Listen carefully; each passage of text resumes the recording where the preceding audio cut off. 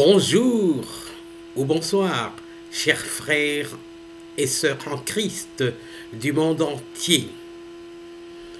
Voilà, aujourd'hui nous sommes le 28 janvier 2024.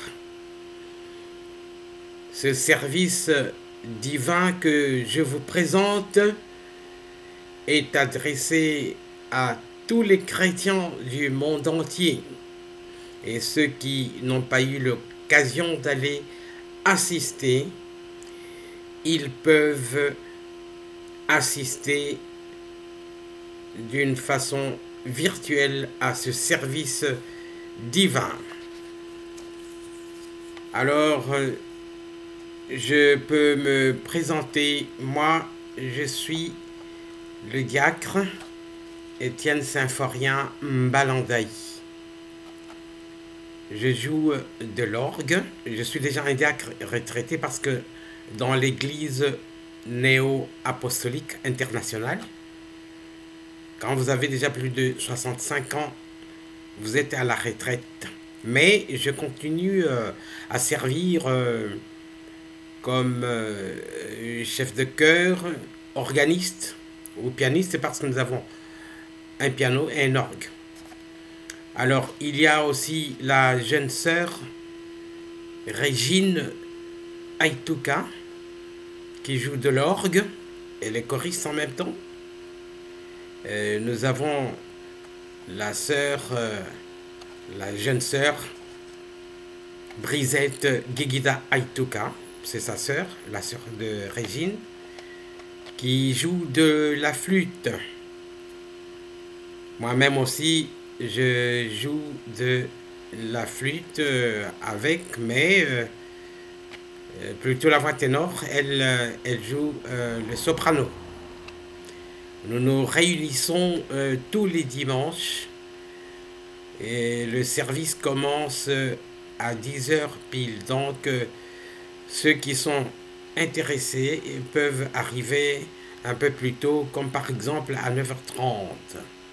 Alors, nous sommes à Verviers, en Belgique, à la rue Lucien Defailly, numéro 117. Le code postal, c'est 4800, à Verviers, en Belgique, dans la province de Liège.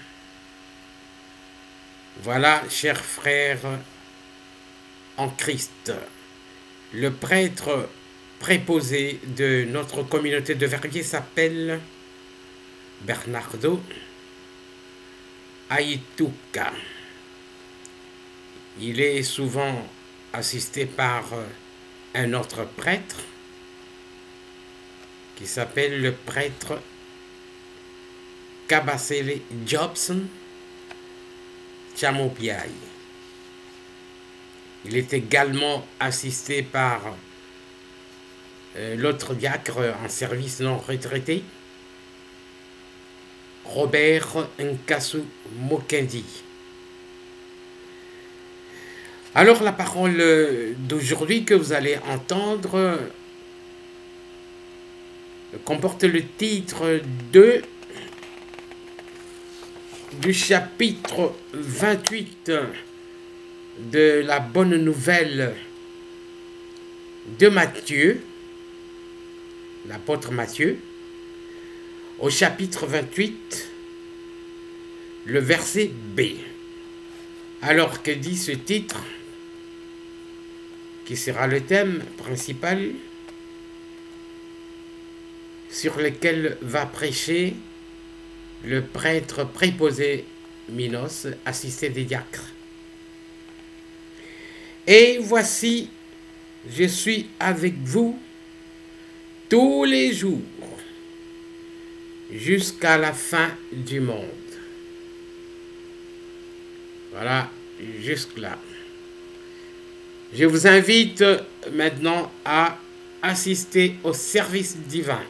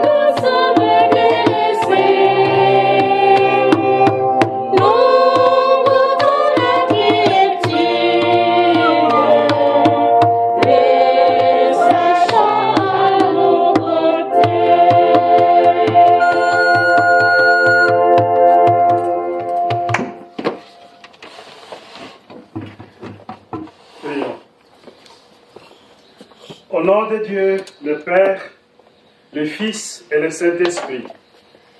Éternel Dieu Tout-Puissant, bon Père Céleste, grand Dieu de toute bonté. En cette matinée, Père d'amour, nous voici devant ta sainte face. Nous venons humblement devant toi et nous nous agenouillons spirituellement, Père d'amour. Nous venons avec nos cœurs qui sont reconnaissants de tous tes bienfaits. Nous, tes enfants que tu as choisis par ta grâce et ta miséricorde, nous sommes très reconnaissants de ce que tu fais pour nous, notre Père Céleste. Toi qui nous accompagnes tout au long de notre vie sur cette terre. Toi qui nous donnes tout ce dont nous avons besoin, même dans notre vie charnelle. Tu nous accompagnes, Père d'amour, dans la vie spirituelle aussi, afin que nous puissions être ceux qui se préparent pour le grand jour de la première résurrection. Dieu de miséricorde, ce matin, nous venons aussi avec toutes nos charges pour les déposer ici sur cet autel de grâce. Et en retour, nous voudrions que tu nous donnes le joug du Seigneur, qui est léger, qui est doux, afin que nous puissions nous réjouir déjà sur cette terre avec ta parole, avec l'amour que tu déposes sur nos cœurs, mais aussi avec cet intérêt que tu as de nous, notre Père Céleste, comme tes enfants. Bénis chacun d'entre tes enfants. Bénis leurs pensées.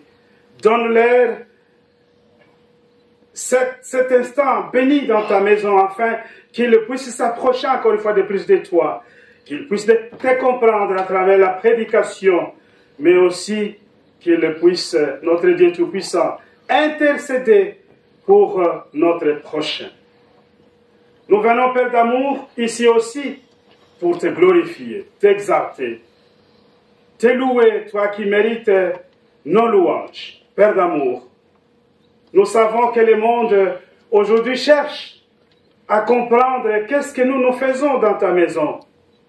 Mais à chaque fois, tu as toujours appelé une brebis qui a été égarée autrefois, mais qui vient auprès de toi et qui te reconnaît et qui dit « Waouh, ici, c'est le lieu où il y a la paix, il y a l'amour, mais aussi il y a la joie. » Bénis-nous, notre Père Céleste, donne-nous ta parole afin que nous puissions avoir cet aliment spirituel qui nous donne la force et qui nous donne aussi la sagesse et l'intelligence spirituelle de continuer toujours à croire au retour de notre Seigneur Jésus-Christ. Bénis Dieu d'amour, tous tes enfants qui ne sont pas présents avec nous ici dans cette salle. Tu connais le cœur de chacun d'entre eux. Tu sais pourquoi ils ne sont pas avec nous. Beaucoup sont malades. Les autres hésitent encore. Parfois, ils se posent des questions, ils ont des doutes. Père d'amour, c'est toi qui connais le cœur de l'homme. Et c'est toi qui as toutes les réponses possibles que nous pouvons avoir pour que nous puissions dissiper nos doutes. Et nous qui sommes ici, donne-nous une heure bénie dans cette maison. Unis-nous dans la prière de tous et exauce-nous au nom de notre Seigneur Jésus-Christ. Amen. Amen. Chers bien-aimés, chers frères et sœurs, pour ce dimanche, la parole se trouve dans les livres de Matthieu, dans son chapitre 28, le verset 20b.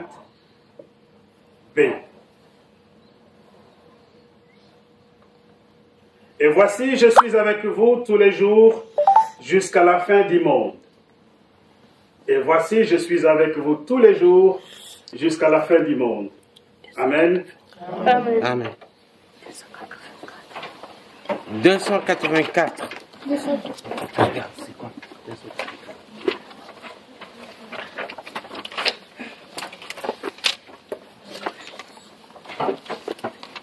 Tu connais?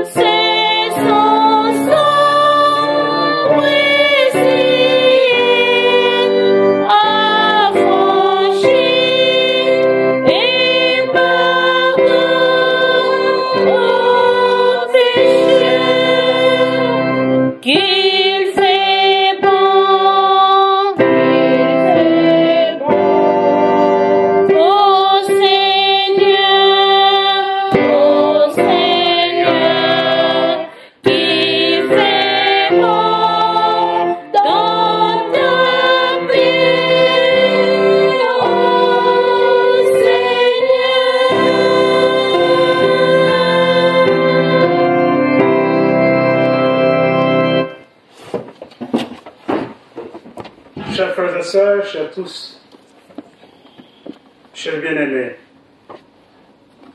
ici, dans la maison du Seigneur, il fait et il fera toujours bon pour les enfants de Dieu.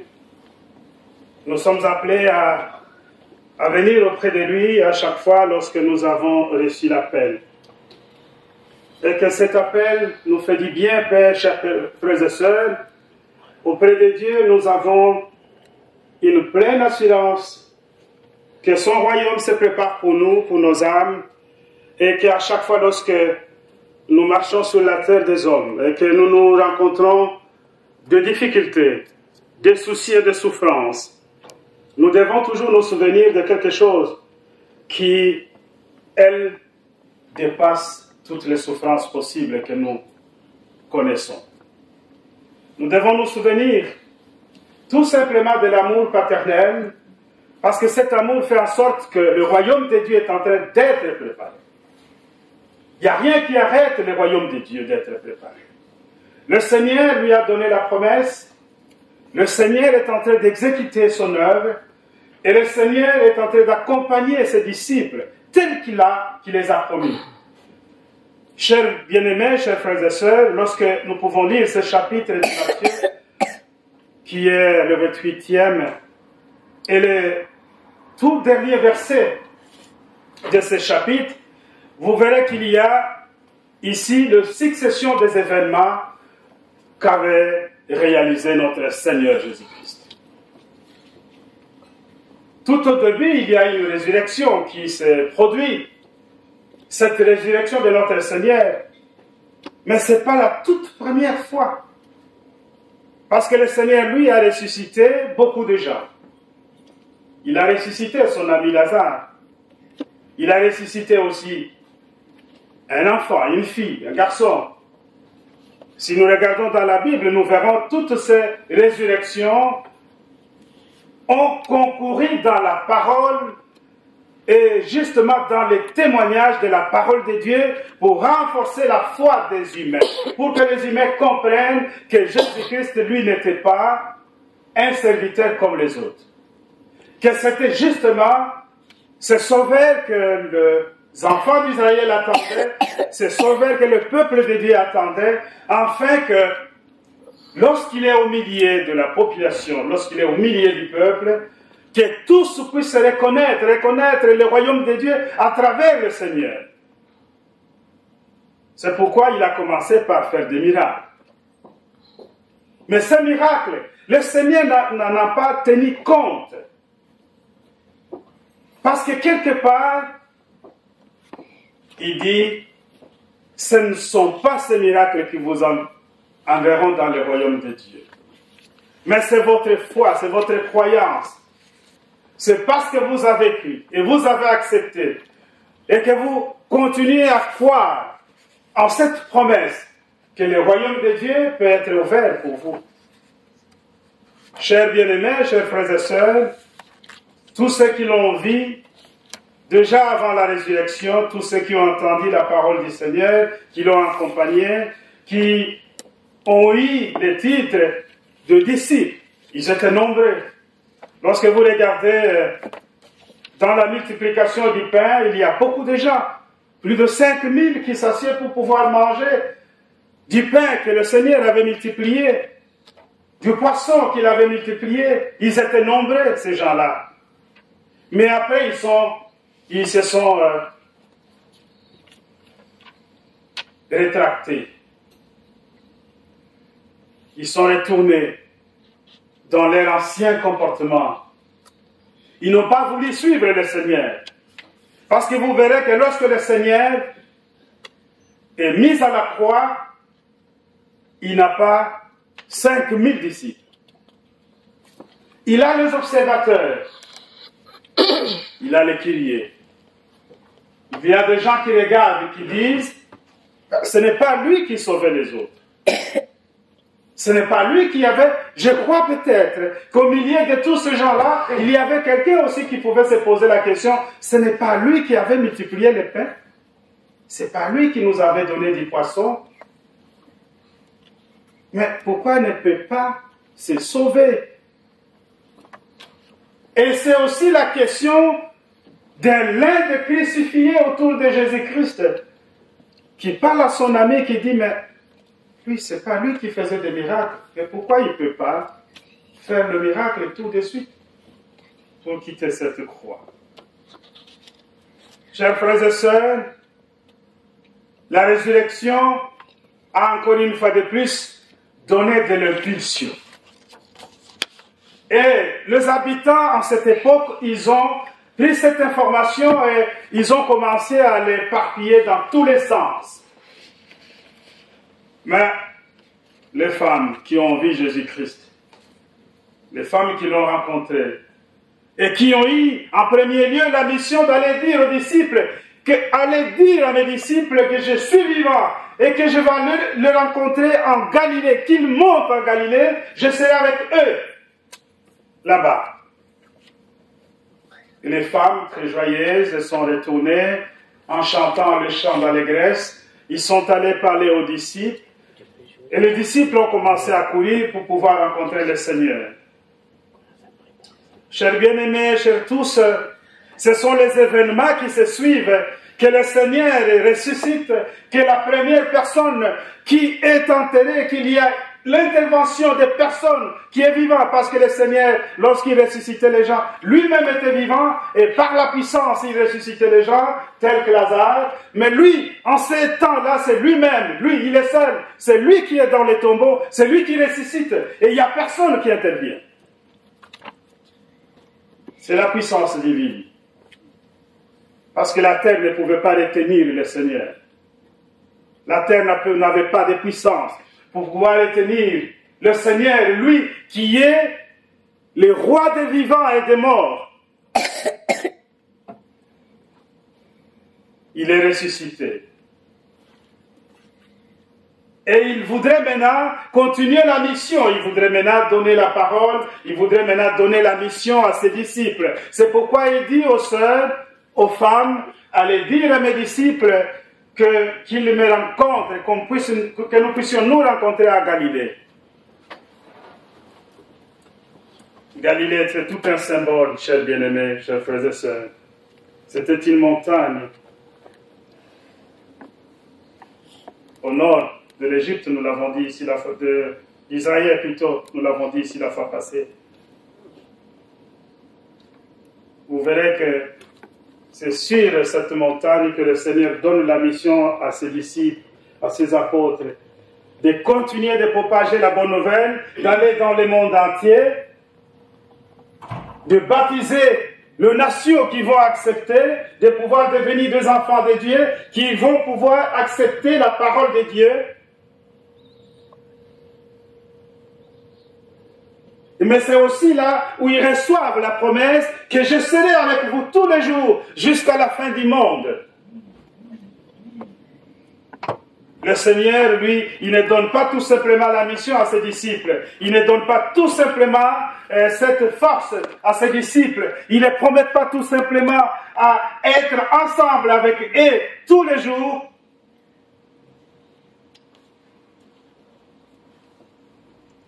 Mais il leur dit, je serai avec vous. Je serai avec vous tous les jours. Jusqu'à la fin du monde. C'est ici, moi, je trouve la fin d'une chose et le commencement d'une autre, chers bien-aimés. C'est quoi cette fin? C'est la fin présentielle de notre Seigneur Jésus-Christ autour de ses disciples. Il n'est plus avec eux parce qu'il est en train de leur confier une mission qu'ils doivent mener après le départ du Seigneur.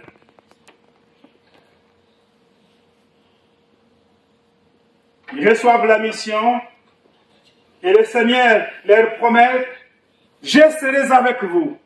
Il le sait qu'il ne sera pas avec eux présentiellement, physiquement, mais il sera avec eux spirituellement, parce que un peu plus loin, il leur dit, je vais demander à mon Père qui vous enverra le Saint-Esprit, parce que le Saint-Esprit lui viendra pour pouvoir vous aider à continuer à évangéliser. Chers bien-aimés, chers frères et sœurs, la force de la parole de Dieu, la puissance de la parole de Dieu a amené les disciples à comprendre tout de suite que le Seigneur est en train de tracer un chemin que eux doivent continuer à suivre, parce qu'il faut que le Seigneur balise le chemin.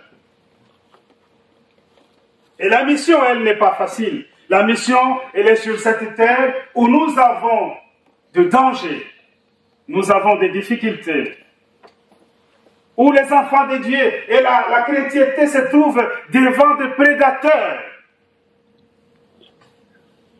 devant des gens qui vont pouvoir exécuter même les serviteurs de Dieu.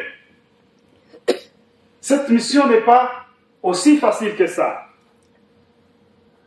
C'est pourquoi le Seigneur leur promet la présence.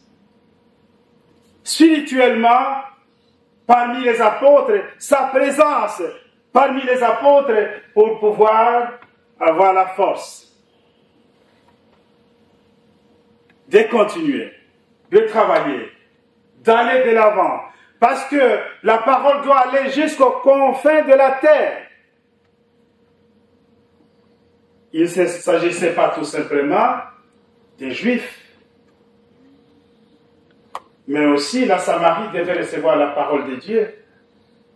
La Jopé, imaginez-vous, parce qu'il y avait dans la Césarée de Jopé, il y avait aussi Corneille qui avait reçu la parole de Dieu, qui lui était un officier romain. Et la parole doit quitter justement Israël et doit commencer à partir de la Samarie et jusqu'à l'extrémité de la terre. Dieu avait besoin de sauver tout le monde. Dieu a besoin de sauver tout le monde. Et cette parole que les disciples reçoivent, et cette parole que les disciples sont en train de prendre la mission entre les mains du Seigneur,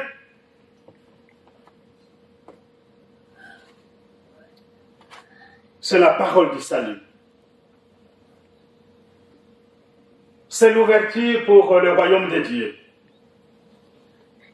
Que les gens doivent recevoir cela dans leur cœur, ouvrir leur cœur, pour qu'ils acceptent le Seigneur, pour qu'ils se repentent de leurs péchés et qu'ils reçoivent le baptême, qu'ils deviennent des enfants de Dieu, nés de nouveau, qui ne contiennent pas les péchés originels, même si les péchés de cette terre peuvent les accompagner, mais ils seront capables de dénoncer les péchés, d'abandonner les péchés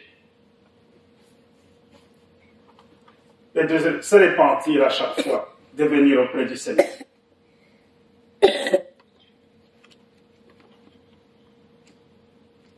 Ici, dans la montagne de Galilée, j'avais dit, c'est la fin d'une histoire, mais c'est le début aussi d'une autre. La fin, c'est la présence physique du Seigneur qui ne sera pas avec les apôtres, qui ne sera pas avec les disciples, qui sont 11. Mais c'est le début d'une histoire, c'est le début de l'Église du Seigneur. La parole est lancée, la mission est donnée, et la promesse, elle est sur les apôtres. Allez dans toutes les nations, c'est pourquoi nous avons lu cela ici. Et enseignez-leur, observez tout ce que je vous ai prescrit. Et voici, je suis avec vous tous les jours, jusqu'à la fin du monde.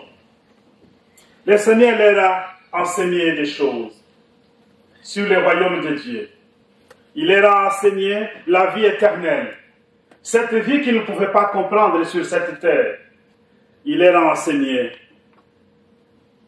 à garder leur foi. Mais alors, il leur demande une chose, il leur donne une observation. Il dit, enseignez-leur à observer tout ce que je vous ai prescrit. Et lorsque vous serez en train de tituber, vous serez en train de trébucher, je serai avec vous. Je suis avec vous tous les jours jusqu'à la fin du monde. Je vais vous accompagner. Ça veut dire tout simplement, le Seigneur est parmi nous. Le Seigneur nous accompagne. Le Seigneur n'a jamais laissé son Église. Le Seigneur est parmi les serviteurs de Dieu, sincères et humbles, qui travaillent dans l'œuvre de Dieu. Le Seigneur est parmi les enfants de Dieu, sincères et humbles, qui se confient à la parole de Dieu. Le Seigneur est parmi tous ceux qui viennent vers le Seigneur humblement et qui sont en train de garder leur foi en leur Seigneur. Vous verrez que sur cette montagne de la Galilée, il y a eu aussi l'ascension du Seigneur. Nous allons y arriver, nous sommes en train d'aller tout doucement vers là. Que les jours à venir, nous allons prêcher sur l'ascension. Que le Seigneur a pris l'élan d'aller vers le ciel sur cette montagne. Qu'il est monté au ciel parmi ses disciples, et lorsque vous verrez que les anges qui sont venus du ciel et que le Seigneur est en train de monter, ces anges sont venus parler aux disciples, mais qu'est-ce que vous attendez, vous Galiléens? Déjà, il leur dit, Galiléens, qu'est-ce que vous attendez? Mais c'est le Seigneur. Il est en train de monter tel qu'il vous l'a dit. Il est en train de monter au ciel. Chers frères et sœurs, nous sommes, nous aussi, dans les chemins du Seigneur. Nous sommes pourvus de la grâce de Dieu. Nous sommes pourvus de sa parole, mais nous sommes aussi pourvus du Saint-Esprit. C'est pourquoi l'Église, elle est pourvue de tous les dons nécessaires que le Seigneur a envoyés à son Église. Chacun d'entre nous a un don, et ce don doit être utilisé. On se pose des questions, mais quel est le don que moi j'ai? Mais je ne suis pas capable de prononcer un mot devant les amis, devant mes copains, devant mes copines. Je ne suis pas capable de dire quelque chose de Dieu. Le dimanche passé, nous avons parlé ici de la rencontre de Jésus avec Nathanaël, qui a été invité par Philippe. Mais Philippe n'avait pas prononcé beaucoup de choses. Il a vu Nathanaël, il lui a dit, tu sais, je vais te dire, je vis quelqu'un que Moïse a écrit dans la loi, que les prophètes aussi ont parlé. Il dit, d'où vient cette personne? Il dit, mais c'est Jésus de Nazareth. Il vient. Quand il dit Jésus de Nazareth, il dit, oh, à Nazareth, il y a quelque chose de bon qui peut venir de Nazareth. Mais Philippe, lui, il ne s'arrête pas, il dit, il ne veut pas discuter, il ne se met pas en discussion. Il ne veut pas convaincre. Il ne veut pas chercher les mots ailleurs pour venir convaincre Nathanaël. Il lui dit tout simplement, viens et vois. Et Nathanaël l'a suivi. C'est aussi un don que de dire à l'autre, viens dans notre église et entends la parole. C'est aussi un don de dire à quelqu'un, mais tu chantes bien. Pourquoi tu ne pourrais pas venir chanter là où nous chantons, c'est à l'église, on a besoin de voix. Au travail, je me suis vu avec une collègue. Elle me dit, je joue depuis mon enfance à la guitare. Je lui dis, mais écoute, mais viens chez moi aussi, dans notre église, nous jouons des instruments. Est-ce que tu peux venir aussi jouer ta guitare avec nous? C'est vrai. Je dis, mais oui.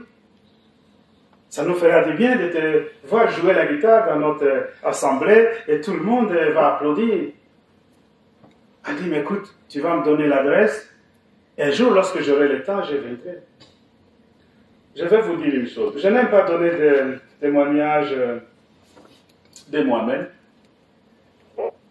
Je sais pourquoi je ne les donne pas, parce que témoignages par rapport à ce que les gens disent, mais je vous le dis aujourd'hui tout simplement, peut-être c'est la seule fois. Vous savez, lorsque moi je suis arrivé là où je travaille, je n'avais pas fait 6 mois. Je ne me suis jamais présenté. Je ne connais personne, je connais que des collègues, on travaillait ensemble. Mais je crois au bout de 6 mois, quelqu'un est venu me demander, écoute, Minos, tu es prête? Il dit comme ça, tu es prête? Je dis oui. C'est un chef, il est chef plutôt. Je dis oui. Il dit, mais tu es drôle, pourquoi tu ne nous as jamais dit? Je dis, mais non. Ben, tu l'as connu quand même. Et ça ne faisait pas 3 mois que ce soit dans notre département ou dans l'autre, il y avait des gens qui venaient toujours poser des questions. Tu es prête, tu es prête, tu es prête. Et maintenant, c'est toute la société qui essaie.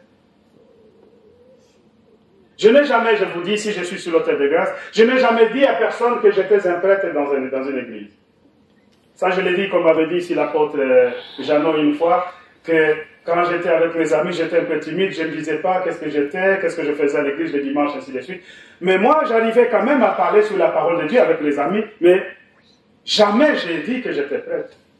Il y avait des premiers amis que j'avais eu des contacts et leur disaient, écoutez, quand ils disent par rapport à la vie éternelle, la parole de Dieu, Dieu ne nous aide pas, pourquoi il y a tant de souffrances, ainsi de suite, j'arrivais à les conforter, leur dire, mais tout ce que nous vivons ici, c'est nous, ce n'est pas Dieu. Imaginez que Dieu a fait ce monde pour que nous puissions vivre tous ensemble comme il l'a fait, mais regardez, les injustices qu'il y a, ce n'est pas Dieu, c'est nous qui créons tout ça. C'est la cupidité humaine. Mais je n'ai jamais dit je suis prêtre, mais au bout d'un moment, ce sont les gens qui sont venus et ils ne me demandent pas que tu es pasteur. Ils me disent, est-ce que tu es prêtre? C'est tout le monde qui demande avec exactitude, est-ce que tu es prêtre? Et je l'acceptais volontiers. Je disais, oui, je suis prêtre. Viens à mon église maintenant, comme tu le sais, viens. Chers frères et sœurs, c'est pour dire que les dons que nous avons, nous pouvons les cacher comme nous voulons, mais il y a un moment, et là où nous sommes, ces dons vont commencer à parler d'eux-mêmes. Parce que nous avons été choisis par l'esprit de vérité, non par l'esprit des mensonges. Parce que nous avons été choisis par l'esprit du Seigneur, non par l'esprit du Satan. Et nous avons été choisis par le Dieu Tout-Puissant, lui qui nous a choisis et qui nous a donné la possibilité de redevenir les enfants de Dieu, que nous étions enfants. Chers frères et sœurs, chers bien-aimés, la promesse, l'assistance du Seigneur sera toujours à nos côtés, il sera à l'église. Le Seigneur va nous accompagner à chaque fois et à chaque moment, et le Seigneur prendra soin de son église. Il prend soin de son église.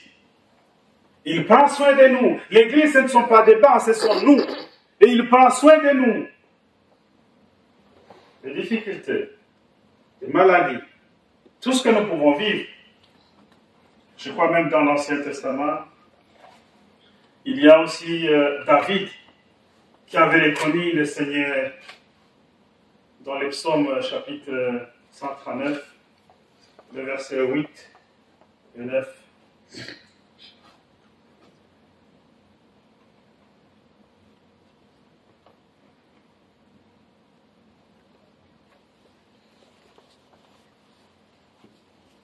Tu m'entoures par derrière et par devant, et tu mets ta main sur moi. Une science aussi merveilleuse et au-dessus de ma portée. Elle est trop élevée pour que je puisse la saisir. Où irai-je loin de ton esprit? Et où fuirai-je loin de ta force? Si je monte au ciel, tu es là. Si je me couche au séjour des morts, te voilà. Si je prends les ailes de l'aurore et que j'aille habiter à l'extrémité de la mer, là aussi, ta main me conduira et ta droite me saisira. J'ai dit, au moins, les ténèbres me couvriront. Chers bien-aimés, chers frères et sœurs, regardez ici, déjà, dans l'Ancien Testament, il y a David qui reconnaît la présence de Dieu en tout lieu, en tout temps, même dans les difficultés, il dit, même dans le séjour des morts. Tu seras là. Il les connaît déjà à cette époque-là. Dans l'Ancien Testament, Jésus n'était pas encore allé dans les séjours des morts. Parce que lorsqu'il est mort, pendant ces 3 jours, il est allé prêcher les esprits qui étaient en prison. Chers frères et sœurs, il nous assiste, il nous accompagne, il accompagne son Église, il nous assiste, même lorsque nous connaissons des difficultés.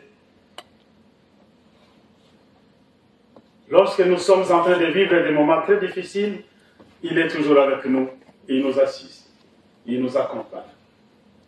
Chers frères et sœurs, soyons auprès du Seigneur, auprès de sa parole, auprès de l'Église, parce que le Seigneur, il nous assiste en temps voulu comme ses enfants. Il nous assiste, il nous accompagne, il nous aidera de tout ce que nous avons besoin. Mais tout au plus, il nous prépare un royaume beau, majestueux, pour que nous, les enfants de Dieu que nous sommes, nous puissions y habiter ensemble avec le Seigneur. Amen. Amen. Shadia, tu peux venir pour quelques minutes et la chorale peut chanter un morceau. 68. Viens soutenir la chorale. 68. Non, chanter. Ouais. Je vais soutenir parce que... L'église de Petit Michel.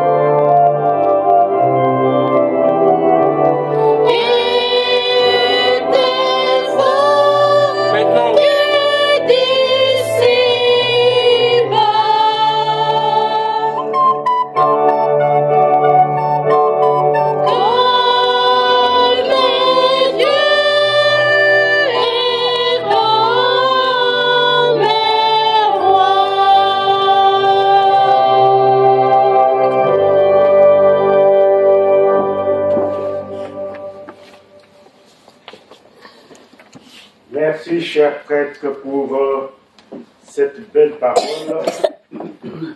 C'est déjeuner spirituel à ce 4e dimanche de ce mois de janvier, c'est le début de l'année 2024.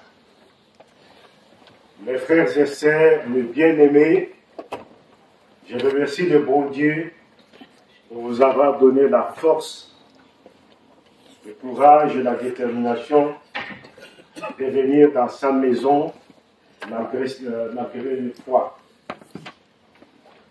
Nous avons chanté au début « Quel ami fidèle et tendre que nous avons en Jésus-Christ ».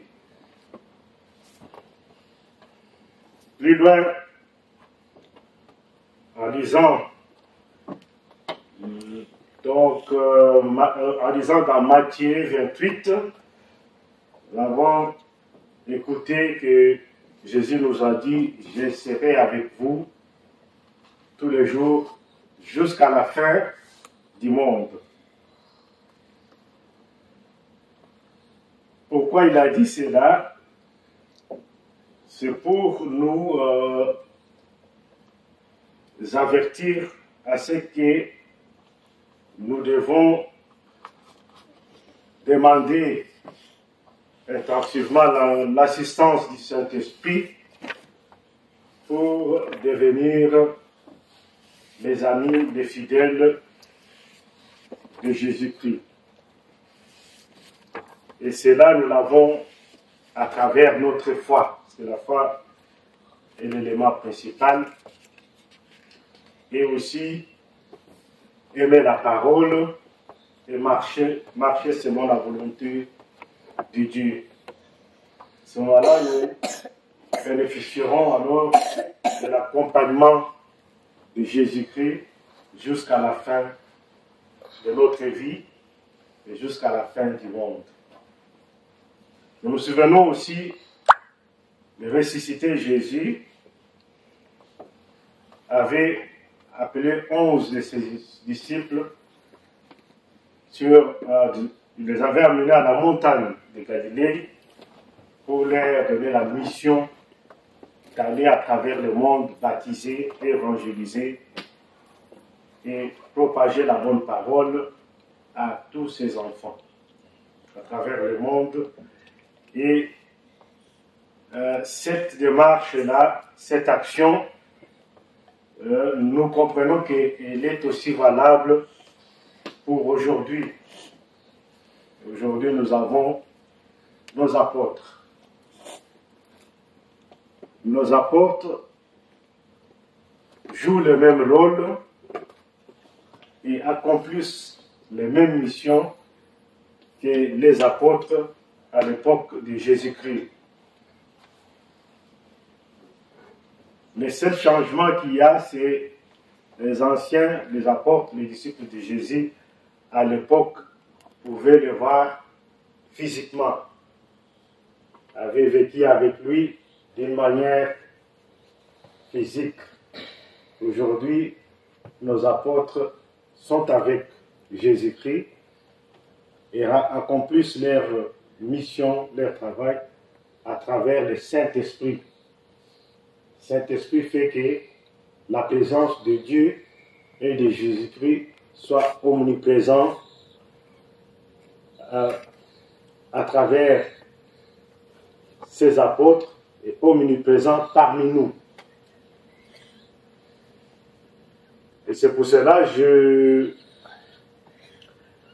suis très content de la parole d'aujourd'hui, parce que la parole d'aujourd'hui, effectivement, nous rappelle et nous recommande à continuer à rester fidèles à Jésus.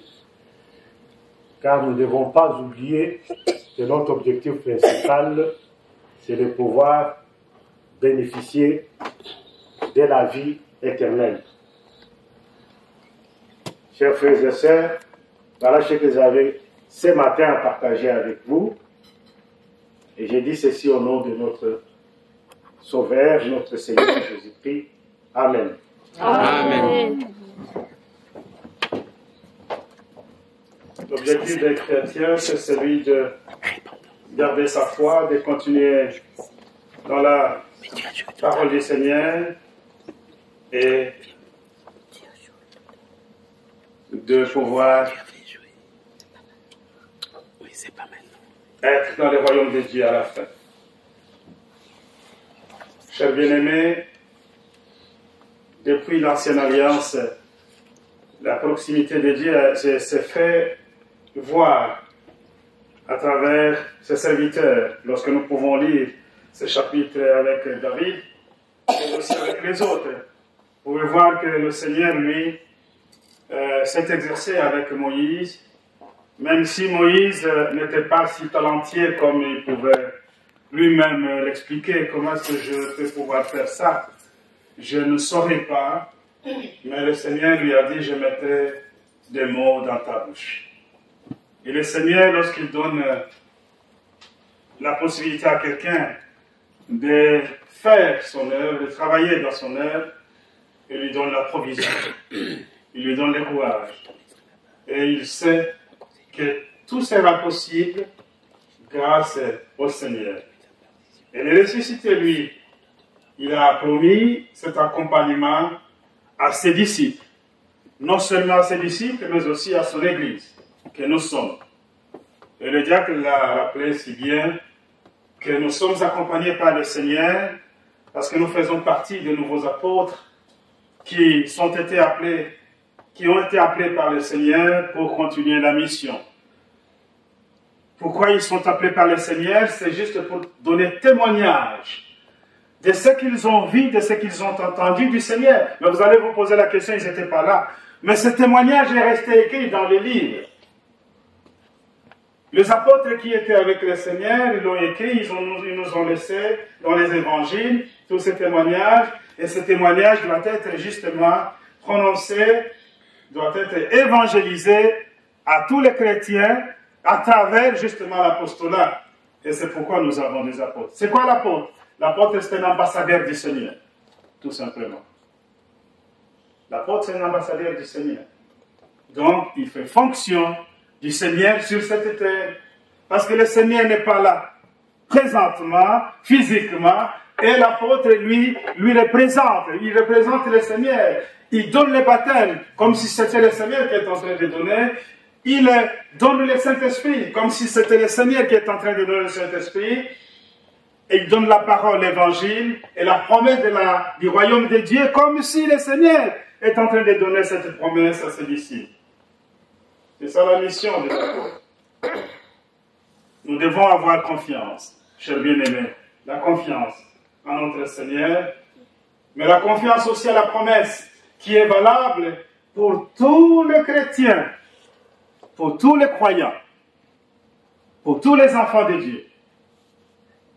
La promesse qui a été donnée aux disciples sur la montagne de Galilée, elle est valable pour les apôtres d'aujourd'hui, pour les enfants de Dieu d'aujourd'hui, pour l'Église.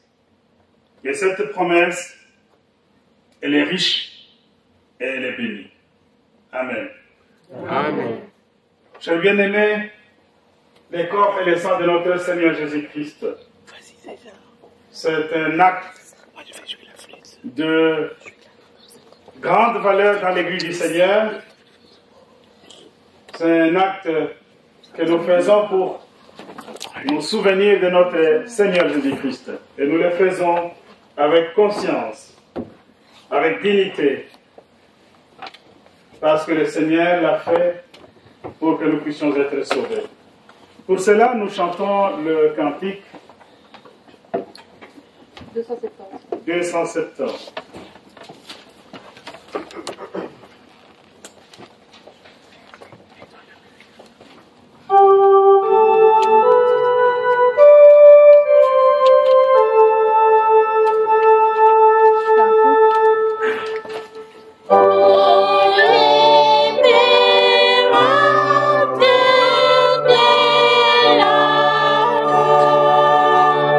Toi qui es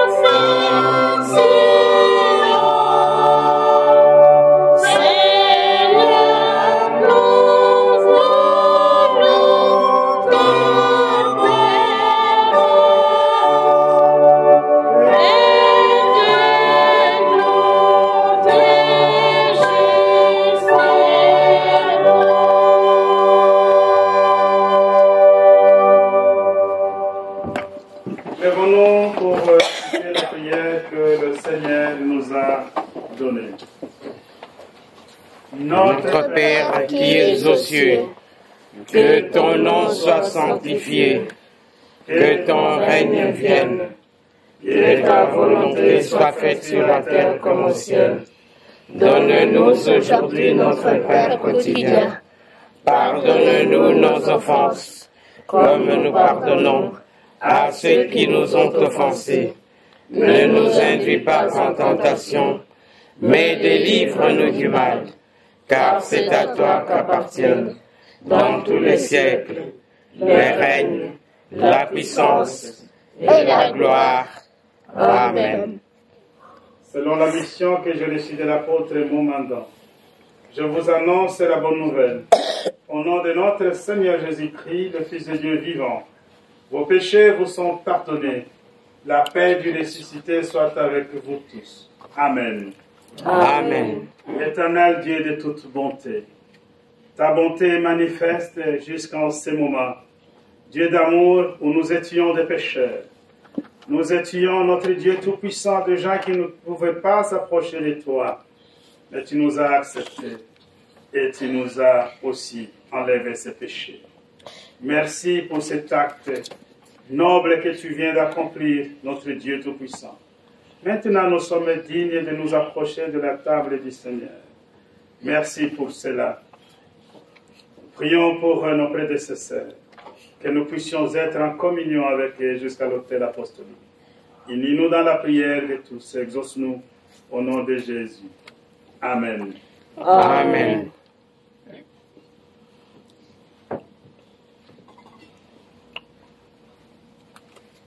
Prions.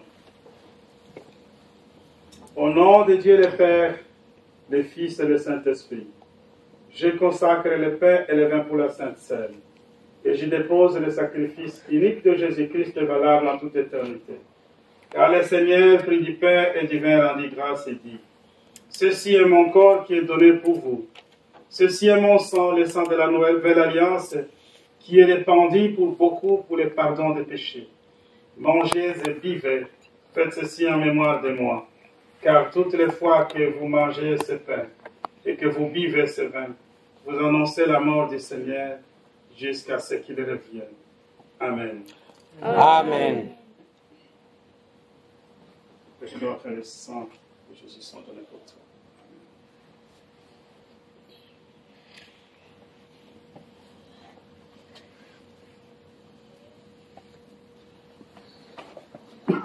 Asseyez-vous.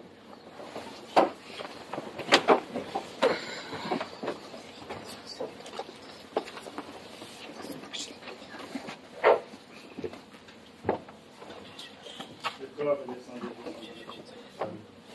Le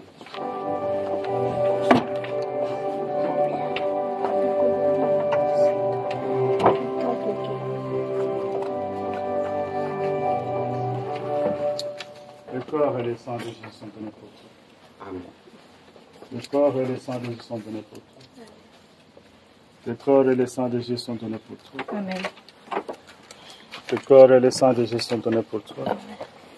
Le corps et le sang de Jésus sont donnés pour toi. Le corps et le sang de Jésus sont donnés pour toi. Amen.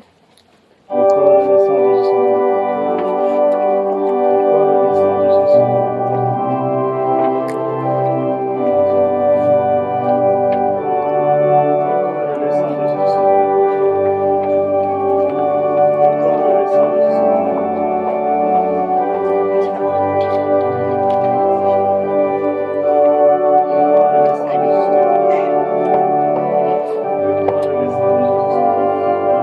Le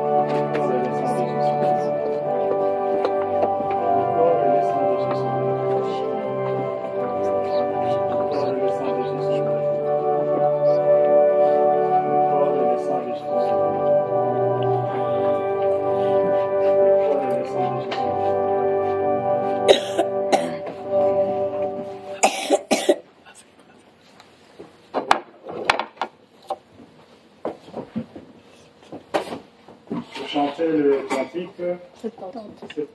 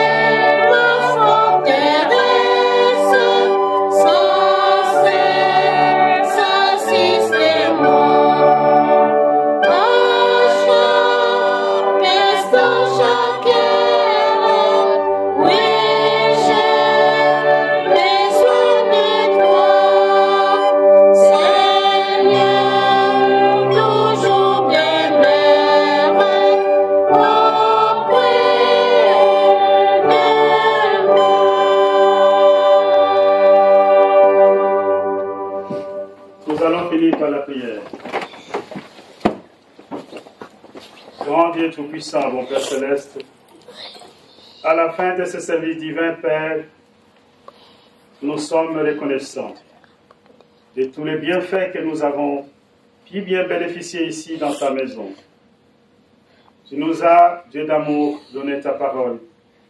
Tu nous as accompagnés tout au long de ce service divin. Tu nous as exhortés, Père d'amour, et tu nous as dit, tu nous assistes à chaque fois que nous allons faire ton travail sur ton Église. Père d'amour, nous savons aussi que toi, tu es toujours présent à chaque fois et à chaque moment.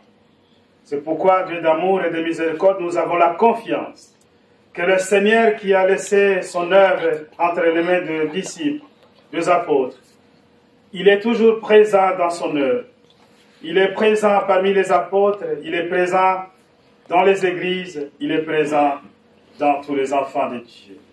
Cette confiance, notre Dieu Tout-Puissant, nous donne la force de pouvoir continuer et de croire que le Seigneur, lui, viendra nous chercher le dernier jour afin que nous puissions entrer dans ton royaume. Et nous y préparons pour cela. Bénis chacun d'entre nous, Père. Donne-nous la protection sur tes anges sur le chemin du retour, mais aussi, Père d'amour et de miséricorde, bénis toutes nos activités, soient-elles charnelles ou spirituelles. Nous te demandons que tu puisses assister aussi nos jeunes, de tout ce qu'ils font, les examens, le travail, là où ils sont, notre Dieu Tout-Puissant, Père d'amour, soit avec eux. Bénis aussi toutes les familles de cette communauté. Bénis notre Dieu Tout-Puissant, que nous puissions être en communion à chaque fois, que nous avons besoin de nous réunir, que cette communion puisse être vérifiable. Sois au plus près de ceux qui souffrent, de ceux qui sont malades, de ceux qui sont absents à chaque fois dans ton œuvre, mais aussi dans ton Église.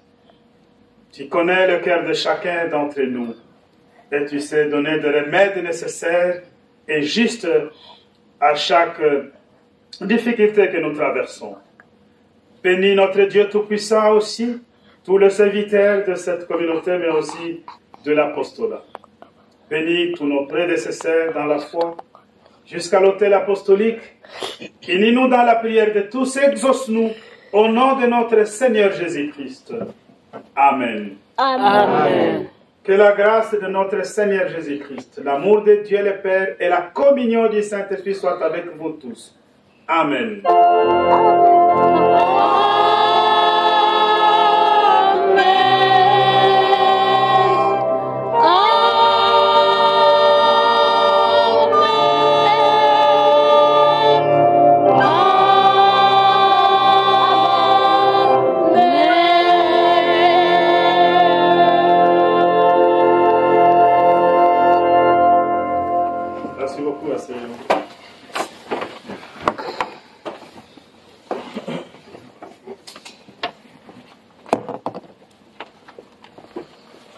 10h12.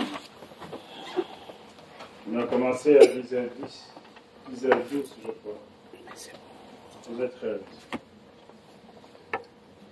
On a commencé un peu en retard, parce qu'on a été aussi en retard. Éviter les retards, tout simplement. Mais je trouve que ça commence à aller de mieux en mieux. Parce que tout au début, ici, il y avait vraiment beaucoup de retard. Le retard, ce n'est pas du tout bon. Il n'est pas justifié de toute façon. Que lorsqu'on dit non, je faisais ceci, je faisais cela, il y a toujours moyen de décaler. Il y a toujours moyen de décaler. De faire son planning comme il faut. Et de trouver toujours le temps de venir à Dieu. On fait la prière pour ça, on fait plus la prière pour ça, on fait l'intercession. C'est quoi l'intercession? C'est quoi le remerciement? C'est quoi prier pour ceci, pour cela? Donc, on va faire ça. Nous avons toute une année devant nous et nous allons pouvoir faire. Nous allons profiter tous les mercredis pour en faire. Je parle trop. Que Dieu vous bénisse. S'il vous plaît, je voudrais qu'on répète une chanson dans le nouveau recueil pendant 15 minutes, 20 minutes. D'accord. Et entre-temps, moi, je m'acquitte de mon devoir pour dire bon dimanche à tout le monde, que Dieu vous bénisse. Merci. Bolingo Yazambe Tata. C'est dans le nouveau recueil, ça?